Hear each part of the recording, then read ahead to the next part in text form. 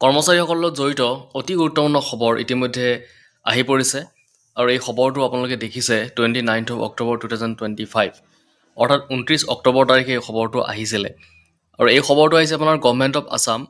Finance ডিপাৰ্টমেণ্টৰ ফালৰ পৰা তো গোটেইখিনি কথা আমি চাম আচলতে এই খবৰটোত কি আছে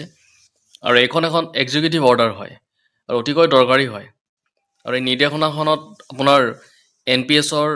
কথাক লৈ পেলাই ইয়াতে কিছু কথা লিখা আছে আৰু সাবজেক্টটো যদি আপোনালোকে চাই use of PRAN in lieu of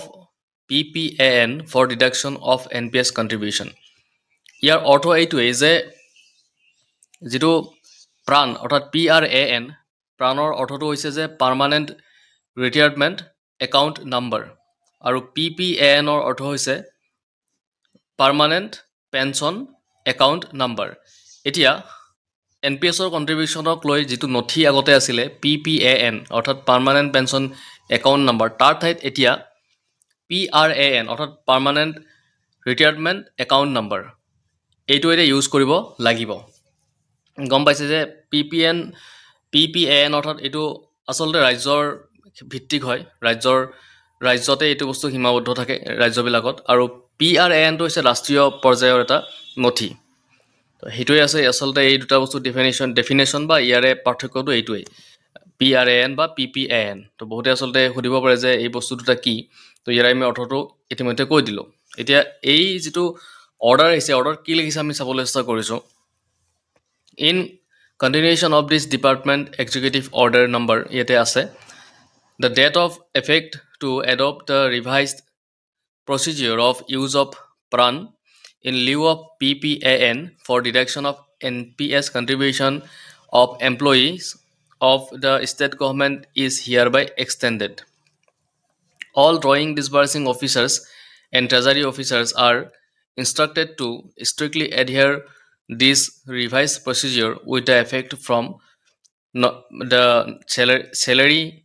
month of November 2025. All other terms and conditions mentioned in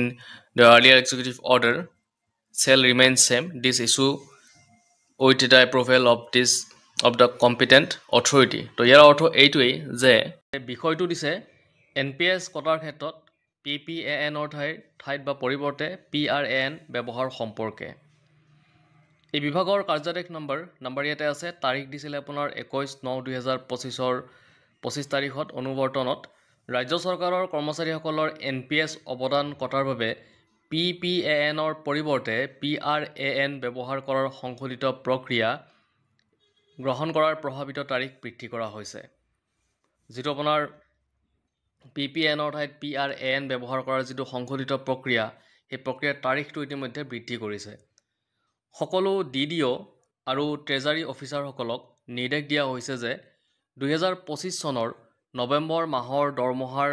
পৰা এই সংশোধিত প্ৰক্ৰিয়া কঠোৰভাৱে অনুসৰণ কৰিব লাগে তো দেখিছে আপোনালোকে যিখিনি DDO বা ট্ৰেজাৰী অফিচাৰসকলক ইতিমধ্যে নিৰ্দেশ দিয়া হৈছে যে নৱেম্বৰ